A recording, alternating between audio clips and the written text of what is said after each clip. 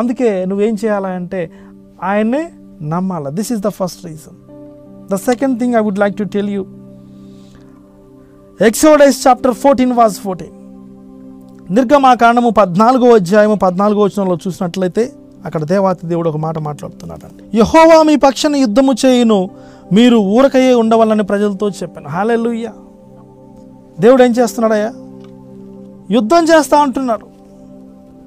ఈ లోకంలో జీవిస్తున్నటువంటి నీవు ఏ పరిస్థితిలో నువ్వు ఉన్నా సరే, ఒకవేళ నీ జీవితంలో కొన్ని యుద్ధాలు నువ్వు చేస్తూ ఉండొచ్చు.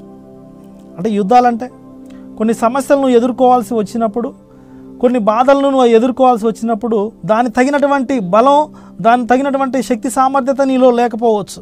అప్పుడు దేవాతి దేవుడు ఏమంటున్నాడు అంటే, నీ పక్షమున నేను యుద్ధం చేస్తా అంటున్నాడు. I will fight for you, I will do that thing, I will give you my energy, I will restore you my peace of rest. నేను నీ పక్షాన్ని యుద్ధం చేస్తాను. I will fight for you. నువ్వు భయపడకు, నువ్వు ఊరకనే ఉండు. ఎంత గొప్ప ఆపర్చునిటీ అండి, ఎంత గొప్ప అవకాశం. దేవుడు ఎంత మరి భరోసా కలిగినటువంటి మాటను దేవుడు ఇక్కడ అనుగ్రహిస్తున్నాడు. అందుకనే మనకున్నటువంటి సమస్యలు, బాధలు ఏదొచ్చినా సరే, ఆ ప్రాబ్లమ్స్ గుండా మనం పోతున్నప్పుడు మనం భయపడాల్సిన అవసరం లేదు. ఫర్ ఎగ్జాంపుల్, ఏదో సంభవించబోతుంది, ఏదో జరగబోతుంది మనకు తెలుసు, అది ఖచ్చితంగా జరిగిద్ది.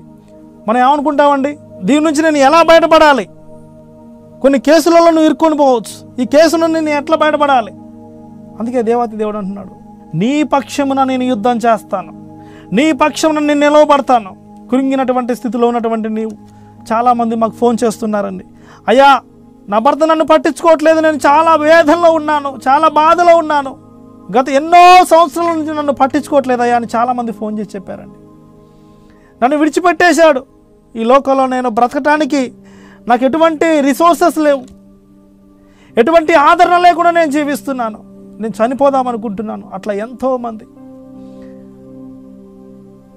మాకు ఫోన్ చేస్తూ ఎంతోమంది బాధపడ్డారండి. మేము చెప్పినటువంటి మాటలు, దేవుని మాటలు, ఆయన ఆదరణ కలిగించేటువంటి మాటలు.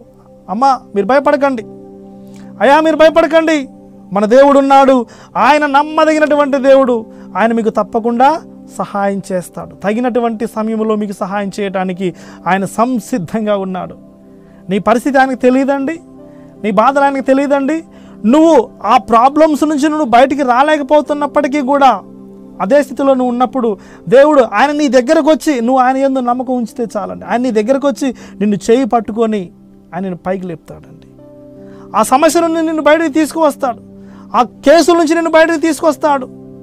నీ కుటుంబ సమస్యలను ఆయన తొలగించేస్తాడు, నీ భార్య మనసు మార్చేస్తాడు, నీ భర్త మనసు మార్చేస్తాడు, నీ పిల్లల మనసు మార్చేస్తాడు.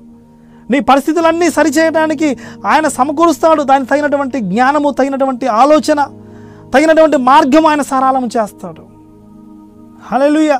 ప్రేమైనటువంటి దేవుని బిడ్డలారా, ఈ మాట నేను మీకు ఎందుకు చెప్తున్నానంటే, ప్రజల్లో మాకు వస్తున్నటువంటి మరి ఫోన్స్ను బట్టి, వారికి ఉన్నటువంటి ఇబ్బందులను బట్టి నేను తెలియజేస్తున్నానండి. సరైనటువంటి సమయానికి విడిపించగలిగినటువంటి శక్తి సామర్థ్యత మన యేసయ్యకు ఉందండి. ఆయన నీ పక్షాన యుద్ధం చేస్తాడు. నువ్వు ఒంటరి వాడవని చెప్పేసి నువ్వు భయపడాల్సిన అవసరం లేదు, నువ్వు ఒంటరి దానివని నువ్వు భయపడాల్సిన అవసరం లేదు, నీకు ఎవరు సహాయం చేయట్లేదని నువ్వు భయపడాల్సిన అవసరం లేదు. నీకున్నటువంటి సమస్య ద్వారా నీకు, నీ కుటుంబానికి చాలా ఆపద విపత్తు కలుగుతుందని నువ్వు భయపడాల్సిన అవసరం లేదు. ఎందుకంటే ఆయన నీ కోసం ఫైట్ చేయడానికి సిద్ధంగా ఉన్నాడు.